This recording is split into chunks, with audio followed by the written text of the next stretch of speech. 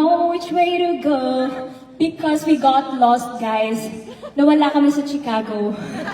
So, teka lang. Ito na yan. Ay, tinigil yung kwento niya. What? Ayaw mo nga!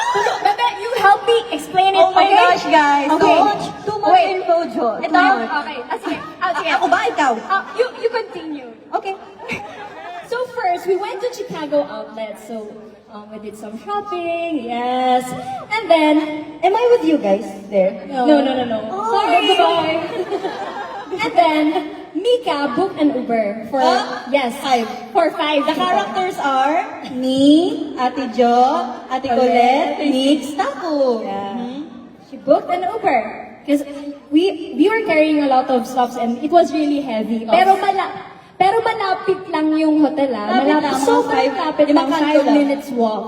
That was near, and then, ayan na, sakay na kami sa Uber. Ayan. Oh, cheers kami. Oh, thank you, Mix. Ayan. Oh.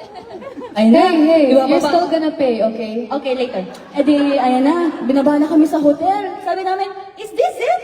Tapos kasi ang patandaan namin, yung ano natin, yung bus. If nakapark na doon. Tapos, ay, alam na. Anyways, so yun yung palatandaan namin. Tapos sabi namin, hindi, baka nasa likod lang nakapark. Eh di, And before that, we asked Mika several times, Mika, are you booking? Wait! Let me explain. Location. First of all, the original hotel was right beside it, okay? No. It was. That was far. Sila na ron, patay. Okay, don't fight. okay, fighting. You still owe me $4. No fighting, please. She's crying. Oh, Bebe, don't cry. And then what happened next? Ulit. Hirap na mag-explain. Yeah, so nung nandun na kami sa hotel, kami ni Miko, we were looking for our room. Room 621. But, tapos naman Tapos naman room 336. So it's 621 and then we were looking for our room. Tapos wala siya. Parang yun lang yung walang room. Yes. So naghahanap kami. Pero sa amin ni Shi, Meron. meron room 336. So, Pero hindi nandun. nag-work. Pero ganun kami na ganun, no?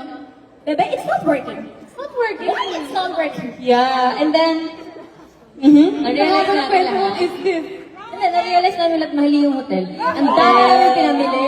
Nakaganon kami lahat o lumipat. Buti na lang room. We called Mami Jo pa. Oh yeah, we called our Miss manager. MQ. We called our mother, Miss MQ, and then we said, Mother, we're lost. Kasi medyo nagpapanik na ako deep inside. Yung pala, she said, just go to blah blah hotel. Tapos paglingon namin, andun lang.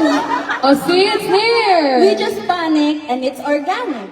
Yes, we're just human beings. We're just human. It's normal. So, ang moral, ang nakuha nating story doon, It's okay to panic. yes, It's organic. That's the moral lesson. So, Okay. But, out of my head yun. Wala tayo sa control. so what do you feel, Mix? What do you feel? Okay lang, hindi pa ako moment? I already said Ako nagbayad. sorry.